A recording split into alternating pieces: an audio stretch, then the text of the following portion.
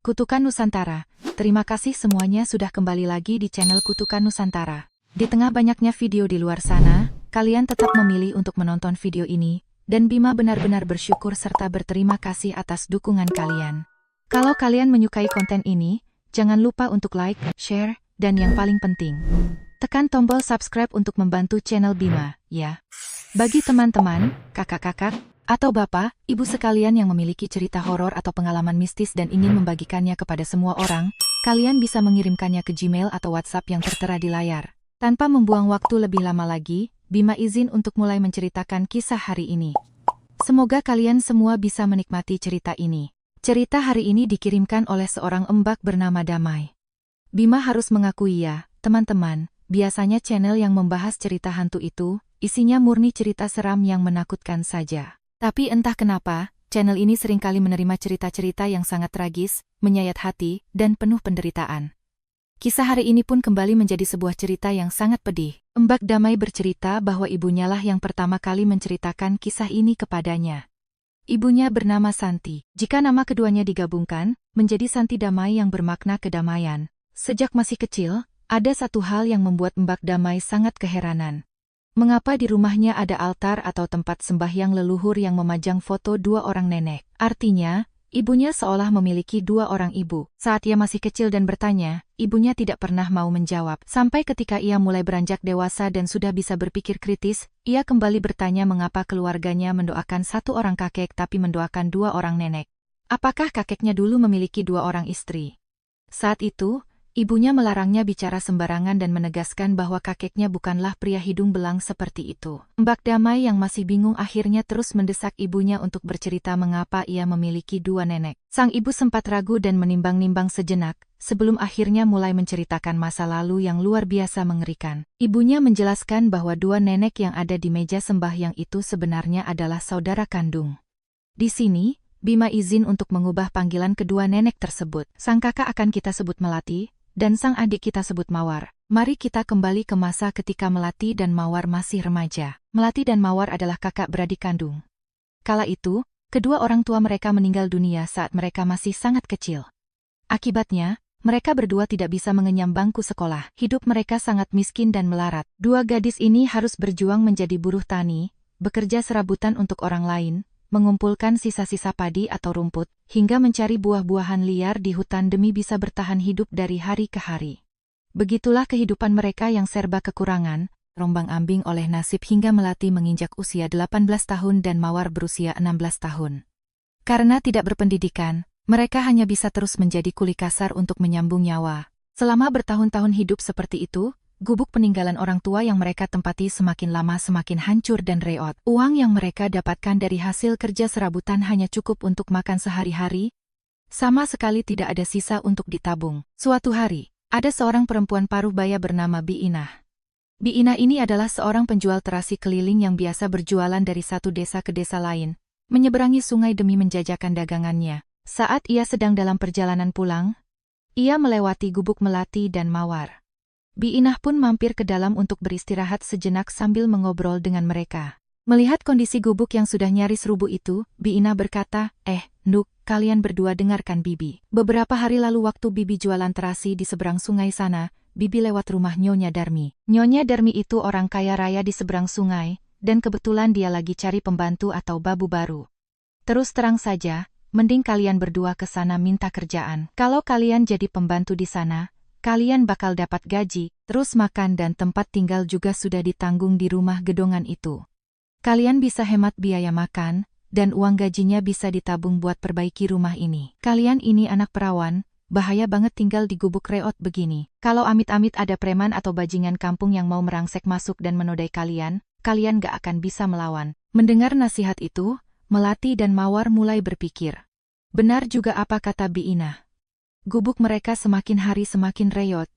Kalau musim kemarau kepanasan, kalau musim hujan bocor semua.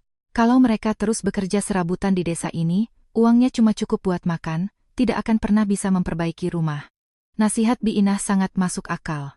Setelah menimbang-nimbang, mereka memutuskan bahwa keesokan harinya mereka akan menyeberangi sungai, mencari rumah Nyonya Darmi, dan melamar pekerjaan. Keesokan paginya, mereka berdua menyeberangi sungai, bertanya kepada penduduk sekitar, hingga akhirnya menemukan rumah Nyonya Darmi. Saat berdiri di depan gerbangnya, ya ampun, rumahnya sangat besar, megah, dan mewah.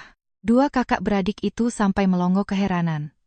Tak lama, seorang pelayan tua keluar dan bertanya mereka mencari siapa. Melati dan Mawar dengan sopan menjawab bahwa mereka mencari sang nyonya majikan untuk melamar pekerjaan sebagai pembantu. Pelayan tua itu pun membawa mereka masuk untuk menemui Nyonya Darmi. Saat melihat Nyonya Darmi, Bima bisa mendeskripsikan bahwa wanita ini berusia sekitar 60-an tahun, memakai kebaya dan perhiasan mahal yang terlihat sangat mewah dan elegan. Namun, wajahnya terlihat keibuan dan ramah, bukan tipe orang kaya yang bengis. Setelah berbincang-bincang, Nyonya Darmi menanyakan asal-usul, kondisi rumah, umur, serta keterampilan mereka. Kakak beradik itu menjawab dengan jujur, menceritakan bahwa mereka anak yatim piatu sejak kecil, hidup saling bergantung, dan terbiasa bekerja keras. Mendengar cerita mereka dan menyepakati soal upah, Nyonya Darmi akhirnya menerima mereka bekerja di rumah itu. Untuk memberi gambaran tentang anggota keluarga di rumah ini, situasinya seperti ini. Selain Melati dan Mawar, ada beberapa pelayan lain jumlah pastinya tidak diingat betul. Nyonya Darmi adalah nyonya besar di rumah itu. Ia memiliki seorang putri tunggal yang akan kita panggil Neng Ranti. Neng Ranti ini sudah menikah, dan suaminya tinggal menumpang di rumah keluarga istri, matri lokal. Ayah Neng Ranti sudah meninggal beberapa tahun yang lalu. Suami Neng Ranti ini kita panggil saja Den Mas Bayu. Den Mas Bayu sering pergi merantau untuk urusan bisnis dan biasanya baru pulang ke rumah 3 atau 4 bulan sekali. Sifat Neng Ranti ini sangatlah buruk. Karena terlahir sebagai anak tunggal dari keluarga kaya raya, ia sangat angkuh, sombong, dan memandang rendah orang miskin. Alasan Nyonya Darmi mencari pembantu baru sebenarnya karena Neng Ranti sangat membenci pelayan yang lama. Ia sering memaki, memukul, hingga akhirnya memecat pelayan-pelayan itu. Nyonya Darmi terpaksa menelan ludah dan mempekerjakan pembantu baru untuk melayani putrinya. Melati ditugaskan untuk membersihkan rumah dan melayani Nyonya Darmi, sementara Mawar ditugaskan secara khusus untuk melayani Neng Ranti. Namun, kedua kakak beradik itu sama sekali tidak tahu bahwa sejak detik mereka menginjakkan kaki di rumah itu, tragedi dan kutukan dalam hidup mereka baru saja dimulai. Seperti yang Bima bilang, Neng Ranti ini merasa dirinya adalah kasta tertinggi dan memandang pelayan seperti kotoran. Tidur tidak nyenyak, pembantu dimaki. Makan kurang enak, pembantu dihardik. Barang tidak ketemu, pembantu dipukul. Melati dan Mawar harus menahan kesabaran luar biasa. Mungkin karena sejak kecil mereka sudah yatim piatu dan terbiasa kerasnya hidup di jalanan, hinaan, cacian, dan pukulan dari orang kaya itu sudah sering mereka alami. Mereka memilih menelan kepahitan itu dan bersabar semata-mata demi mengumpulkan uang. Neng Ranti ini sungguh luar biasa jahat. Mulutnya bisa saja baru selesai mengucapkan doa, tapi detik berikutnya ia melontarkan sumpah serapah yang keji kepada orang lain. Mungkin karena mulutnya yang terlalu berbisa dan banyak karma buruk, selama 3 tahun pernikahannya, ia sama sekali belum dikaruniai anak. Waktu berlalu, Melati dan Mawar sudah bekerja di sana sekitar 1 bulan. Suatu hari, datanglah kabar bahwa Den Mas Bayu, suami Neng Ranti, akan pulang dari perantauan. Hari itu, Neng Ranti dan Nyonya Darmi duduk di ruang tamu menunggunya. Melati berdiri di samping Nyonya Darmi memijat pundaknya, sedangkan Mawar berada di dapur menyeduh teh untuk dibawa ke depan. Tak lama, seorang pria yang mengenakan setelan jas putih lengkap dengan topi fedora putih melangkah masuk ke dalam rumah. Neng Ranti dengan gembira berlari menyambut suaminya. Den Mas Bayu kemudian duduk di kursi ruang tamu dan memberi salam kepada mertuanya, Nyonya Darmi. Saat itulah, Mawar keluar dari dapur membawa nampan berisi teh. Den Mas Bayu langsung menatap Mawar dan Melati dengan pandangan yang terpaku dan intens. Kakak beradik itu hanya berpikir bahwa majikan laki-laki mereka mungkin sedang mengamati pelayan baru. Neng Ranti kemudian berkata, "Oh iya Mas, 2 anak ini pembantu baru kita. Yang ini namanya Melati, yang itu Mawar." Den Mas Bayu menoleh ke arah istrinya dan bertanya, "Loh, pelayan yang lama kamu pecat lagi? Memangnya mereka sudah kerja berapa lama?" Neng Ranti tertawa renyah, "Ya, baru sebulan ini kerja di sini." Setelah itu, Den Mas Bayu kembali melirik Mawar dengan tatapan yang sangat aneh, membuat Mawar ketakutan dan tak berani menatap wajah pria itu. Teman-teman harus ingat, Mawar bertugas melayani Neng Ranti, yang berarti ia sering masuk ke kamar Neng Ranti dan Den Mas Bayu untuk membersihkan ruangan. Saat suaminya belum pulang, semua aman-aman saja. Tapi sekarang, Den Mas Bayu mulai menunjukkan gelagat menjijikkan kepada Mawar. Ada kalanya saat Mawar sedang bersih-bersih, Bayu lewat lalu membelai ujung rambut Mawar dan menciumnya, atau sengaja menyentuh pinggang gadis itu. Mawar sampai terlonjak kaget. Saat Mawar kaget, Bayu hanya tertawa santai dan bilang ia cuma bercanda. Tapi anehnya, kalau ada Neng Ranti lewat, sikap Bayu langsung berubah 180 derajat. Ia akan membentak Mawar, memarahinya karena dianggap jalan tidak hati-hati sampai menabrak dirinya. Hal ini membuat Neng Ranti salah paham, lalu ikut-ikutan memaki, mencubit, bahkan mendorong Mawar dengan kasar. Mawar yang ketakutan menceritakan hal ini kepada kakaknya, Melati yang berusia 18 tahun dan lebih dewasa, langsung paham apa yang ada di pikiran pria hidung belang itu. Melati mewanti-wanti adiknya agar tidak pernah masuk ke kamar itu jika Neng Ranti tidak ada, dan menghindari berduaan dengan Den Mas Bayu dalam keadaan apapun. Mawar yang lugu hanya bertanya alasannya, tapi Melati menyuruhnya untuk tidak banyak tanya dan turuti saja. Mawar pun mengangguk patuh. Sekitar 10 hari sejak Den Mas Bayu pulang, ia sudah tahu latar belakang Melati dan Mawar. Ia tahu bahwa mereka tinggal di seberang sungai, yatim piatu, dan hanya hidup berdua. Menjelang hari perayaan besar, Nyonya Darmi dan Neng Ranti pergi ke pusat kabupaten untuk membeli kain dan membuat baju. Karena Melati adalah pelayan pribadi Nyonya Darmi, ia harus ikut pergi. Hanya Mawar yang tersisa di rumah itu bersama pelayan lain. Melihat kesempatan ini, Den Mas Bayu berdandan rapi dan menyuruh Mawar untuk mengantarnya ke seberang sungai dengan alasan ingin mengecek sebidang tanah untuk dibeli. Karena Melati sedang pergi, Bayu berdalih bahwa ia butuh warga lokal seperti Mawar untuk menunjukkan jalan dan perbatasan tanah di daerah sana. Mawar yang terlalu polos dan naif benar-benar percaya bahwa majikannya hanya ingin melihat tanah. Ia pun memandu Den Mas Bayu menyeberangi sungai. Memang benar, awalnya mereka melihat-lihat tanah. Namun saat hari mulai beranjak sore, Den Mas Bayu berpura-pura sangat kelelahan. Ia mengeluh kakinya sakit dan tidak sanggup berjalan pulang. Aduh, kebetulan rumahmu kan dekat sini. Biarkan saya numpang istirahat sebentar di rumahmu, pintanya. Mawar awalnya menolak keras, berkata, jangan Den, gubuk saya sangat reot, kumuh, dan kotor, tidak pantas untuk Den Mas. Namun, pria itu bersikeras dan memaksa Mawar membawanya ke sana dengan alasan ia harus beristirahat sebelum menyeberang sungai lagi. Karena terus didesak majikannya, Mawar akhirnya mengalah dan membawanya ke gubuk reotnya. Bima tidak perlu menceritakan terlalu dalam, kalian pasti sudah bisa menebak apa yang terjadi selanjutnya pada Mawar. Begitu berhasil masuk ke dalam gubuk yang sepi itu, Den Mas Bayu berubah layaknya binatang buas kelaparan. Ia menerkam Mawar, merobek pakaiannya, dan melakukan perbuatan biadab itu. Mawar yang terkejut, panik, dan ketakutan luar biasa, menangis dan menjerit sekuat tenaga. Namun apa daya, tenaga seorang gadis kurus berusia 16 tahun tidak mungkin bisa melawan tenaga seorang pria dewasa. Pada akhirnya, Mawar kehilangan kesuciannya di tangan majikannya sendiri. Setelah melampiaskan nafsu bejatnya, Den Mas Bayu tampak sangat puas. Ia memakai kembali pakaiannya dengan santai, sementara Mawar meringkuk di sudut ranjang bambu, menangis tak henti-hentinya. Pria keparat ini lalu mengeluarkan sejumlah uang dari sakunya, melemparkannya ke tubuh Mawar, dan mengancam, tutup mulutmu. Kamu juga keenakan, kan? Ambil uang ini dan jangan pernah berani buka mulut ke istriku, atau mertuaku. Setelah itu, ia keluar dari gubuk dan kembali ke seberang sungai. Mawar tertinggal sendirian, kepalanya berdengung, tubuhnya hancur dan sakit luar biasa, hanya bisa memeluk lututnya dan menangis terseduh-seduh. Sementara itu, di rumah majikan, Nyonya Darmi, Neng Ranti, dan Melati baru saja pulang dari kabupaten. Saat Ranti tidak melihat suaminya, ia bertanya kepada pelayan lain. Pelayan itu menjawab bahwa Den Mas Bayu pergi bersama Mawar ke seberang sungai untuk melihat tanah. Mendengar itu, raut wajah Neng Ranti langsung berubah masam, sedangkan jantung Melati berdegup kencang karena firasat buruk yang luar biasa. Tak lama kemudian, Den Mas Bayu pulang sendirian. Melati yang panik langsung bertanya, Den Mas, katanya tadi pergi sama adik saya, kok pulangnya sendirian? Adik saya di mana? Dengan santai, pria itu berbohong. Oh, tadi siang panas banget. Si Mawar bilang dia kecapekan dan pusing. Ya sudah, saya suruh dia pulang ke rumah kalian buat istirahat, sementara saya lanjut lihat tanah sendirian. Mendengar jawaban itu, ekspresi Neng Ranti dan Nyonya Darmi tampak menyiratkan sesuatu, seolah mereka mulai curiga. Melati langsung memohon izin untuk pulang dan mengecek adiknya.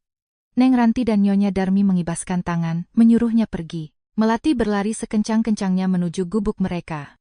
Sesampainya di sana, ia mendengar suara rintihan dan tangisan dari dalam. Begitu masuk, Melati bagai disambar petir. Ia melihat adiknya dengan rambut acak-acakan, pakaian sobek dan berantakan, meringkuk menangis di sudut ruangan. Tanpa perlu menebak lagi, Melati sudah tahu apa yang terjadi, apalagi ia sudah mencurigai gelagat Den Mas Bayu sejak awal. Ia memeluk adiknya erat-erat dan menangis sejadi-jadinya. "Dek, kamu kenapa?" "Dia apain kamu, Dek?" teriak Melati. Mawar tak mampu berkata apa-apa, ia hanya memeluk kakaknya erat sambil terus menangis. Melati meratapi nasib mereka. Sudah yatim piatu sejak kecil, hidup melarat, dan kini adiknya dinodai secara paksa. Setelah Mawar kelelahan menangis dan tertidur, Melati memakaikan baju yang pantas untuk adiknya. Dengan hati yang mendidih karena amarah, Melati berlari kembali ke rumah keluarga Nyonya Darmi untuk menuntut keadilan. Namun, entah kebohongan apa yang telah diceritakan Den Mas Bayu kepada Neng Ranti dan mertuanya. Setibanya Melati di sana, ia melihat Neng Ranti sedang membuang semua barang-barang milik Melati dan Mawar ke halaman. Melati yang histeris langsung berteriak, menangis, dan memaki, "Kalian manusia keparat. Kalian iblis. Kenapa kalian tega menghancurkan hidup adikku?" Neng Ranti yang arogan langsung menyuruh para penjaga rumah untuk membungkam mulut Melati. Ia menampar dan memukuli Melati tanpa ampun. Sambil menunjuk wajah Melati, Neng Ranti mengancam, "Tutup mulutmu. Jangan pernah berani menjelek-jelekan keluargaku. Kalau kamu berani buka mulut soal ini ke orang luar, aku bakar rumahmu dan kubunuh kalian berdua. Kalian gak akan hidup tenang." Setelah memerintahkan anak buahnya untuk memukuli Melati hingga babak belur, Melati pun diseret keluar. Dengan tubuh penuh memar dan luka, Melati merangkak dan berjalan tertatih-tatih kembali ke gubuknya. Setibanya di rumah, Melati panik karena Mawar tidak ada di kamarnya. Ia mencari ke sana kemari namun tak kunjung menemukan adiknya. Firasatnya mengatakan bahwa adiknya mungkin berniat mengakhiri hidup. Melati bergegas lari ke pinggiran sungai. Benar saja, ia melihat Mawar sedang berjalan perlahan masuk ke tengah sungai yang dalam untuk menenggelamkan diri. Meski sekujur tubuhnya sakit akibat pukulan, Melati langsung melompat ke sungai dan menarik adiknya. Mawar meronta-ronta histeris di dalam air. Kedua kakak beradik itu menangis pilu di tengah sungai, meratapi nasib tragis mereka. Sang adik dinodai secara brutal, dan sang kakak dipukuli hingga babak belur oleh istri si pemerkosa. Malam itu, di tepi sungai, mereka hanya bisa berpelukan, saling menguatkan di tengah keputusasaan. Namun, penderitaan mereka belum berakhir. Kasus pemerkosaan itu hanya diketahui oleh keluarga Nyonya Darmi dan mereka berdua. Zaman dahulu, aib seperti ini sangat memalukan jika sampai ketahuan warga. Tapi sayangnya, sekitar 2 atau 3 bulan kemudian, tubuh Mawar mulai menunjukkan tanda-tanda kehamilan. Kabar burung menyebar sangat cepat. Seorang gadis belum menikah tiba-tiba hamil, dan karena Mawar tidak lagi bekerja di rumah Nyonya Darmi, orang-orang mulai bergunjing bahwa Mawar dihamili oleh Den Mas Bayu.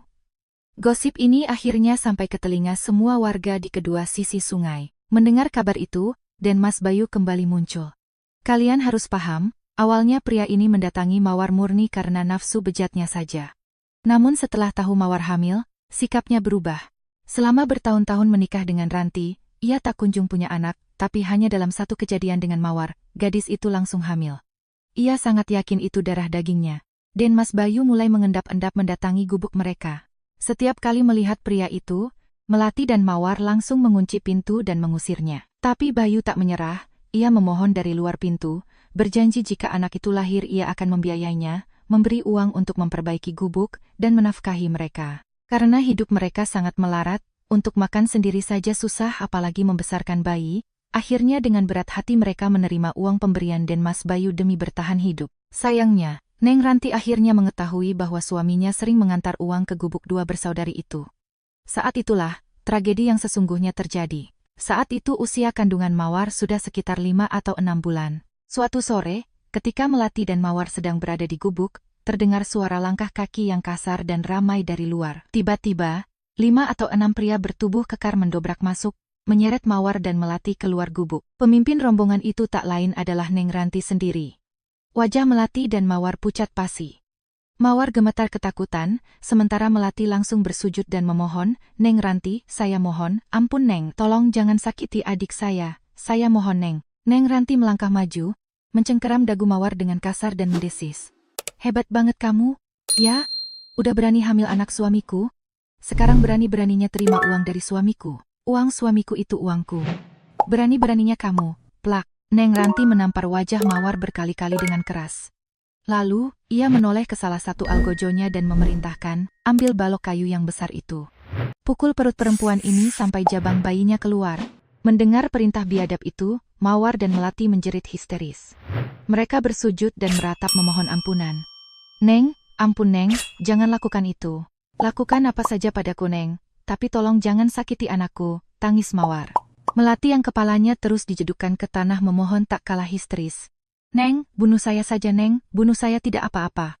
Tapi jangan sentuh adik saya dan keponakan saya. Saya bersumpah kami tidak akan pernah menerima uang dari Denmas lagi. Saya mohon Neng. Mendengar permohonan itu, Neng Ranti tertawa melengking seperti orang gila. Ia menatap Mawar dan berkata, "Oh, jadi kamu bilang aku boleh lakuin apa saja ke kamu, asalkan gak nyentuh bayi di perutmu, kan?" Mawar yang sudah kehilangan akal sehat karena panik hanya mengangguk cepat. "Iya Neng, iya, ampun Neng." Neng Ranti lalu membisikkan sesuatu kepada salah satu anak buahnya.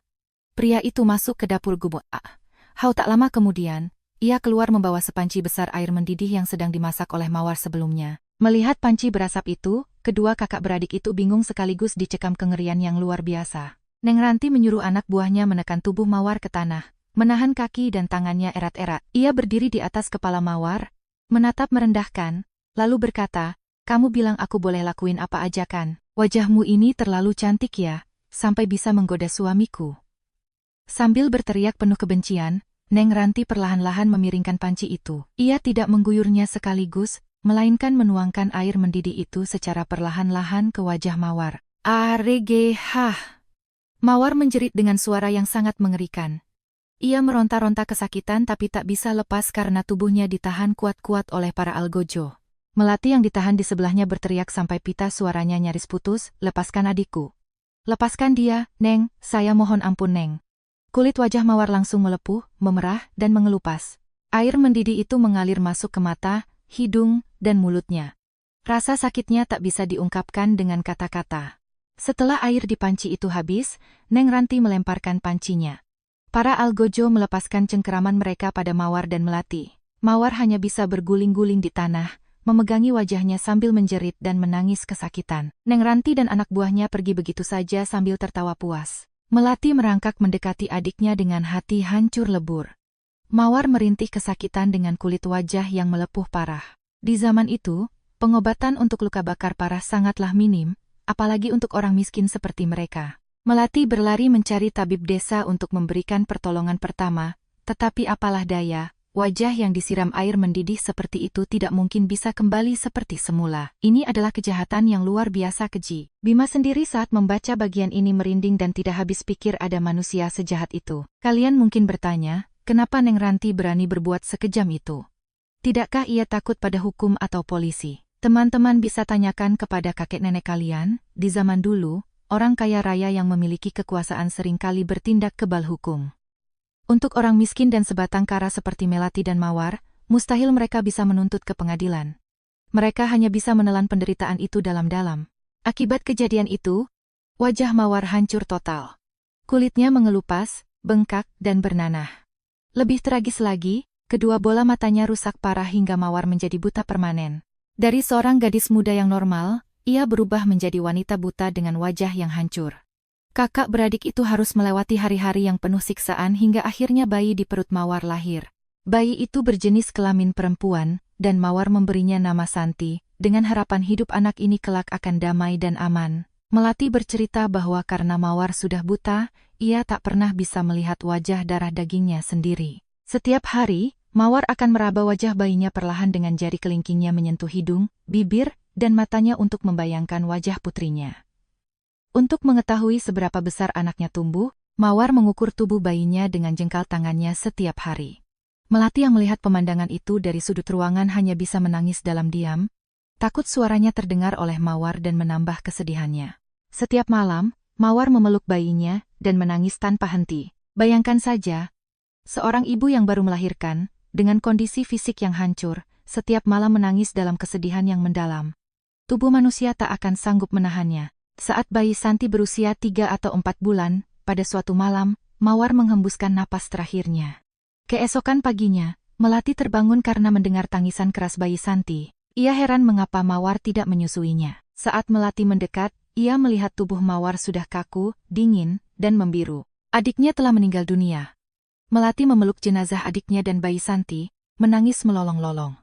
Ia akhirnya menguburkan adiknya di sebidang tanah di samping gubuk mereka.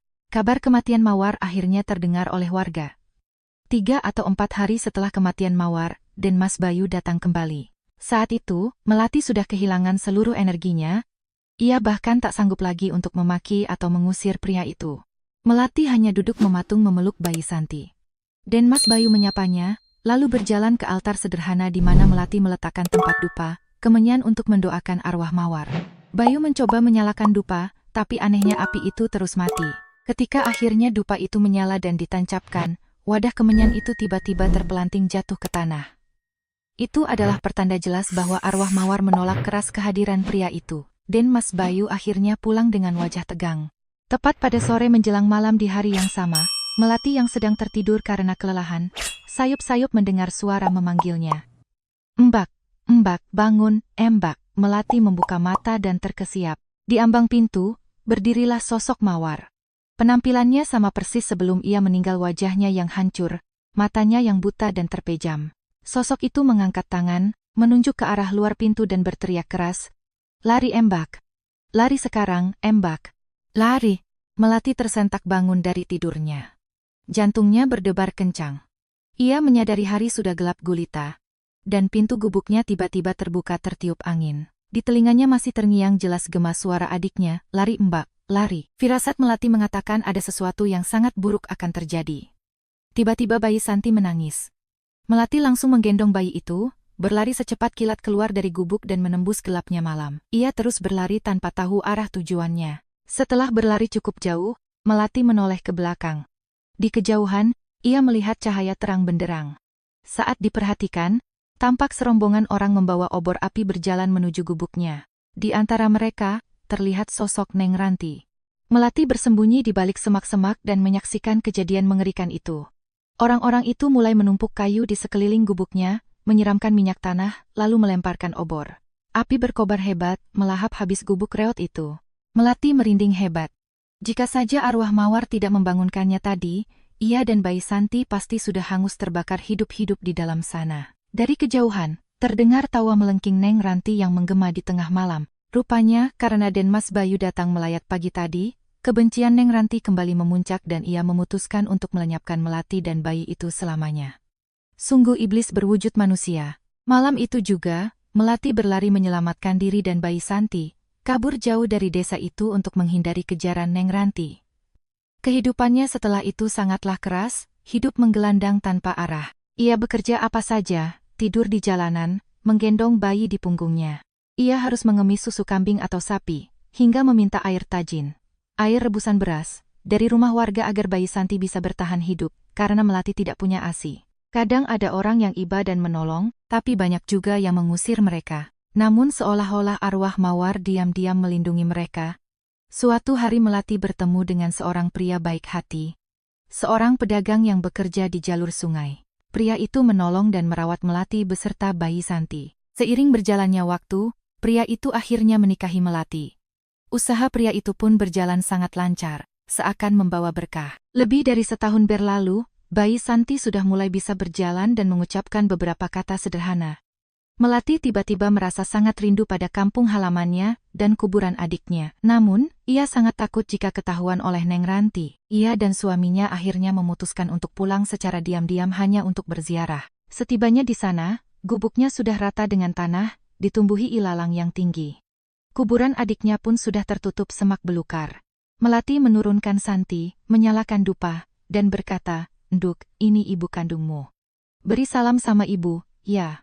Seolah ada ikatan batin yang kuat, balita Santi berjalan tertatih-tatih mendekati gundukan tanah itu, memeluk tanah berumput itu dan tiba-tiba berseru, "Ibu!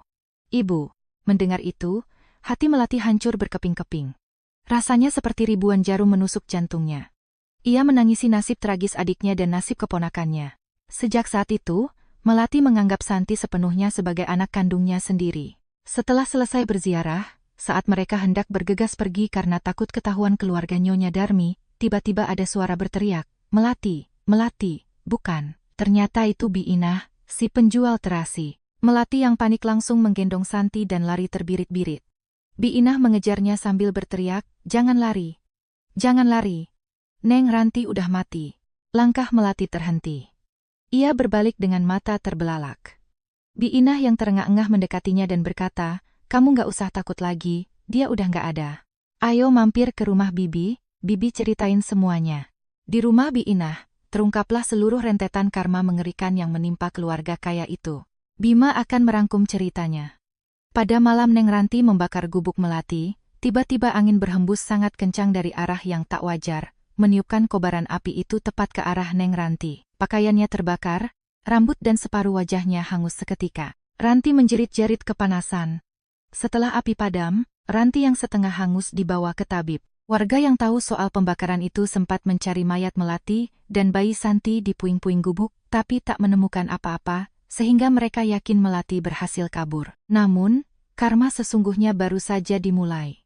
Setelah kejadian itu, wajah Neng Ranti cacat mengerikan layaknya monster. Ia terus mengurung diri di rumah. Para pelayan menceritakan bahwa setiap malam, terdengar suara jeritan, rintihan, dan tangisan mengerikan dari kamar Ranti dan Bayu.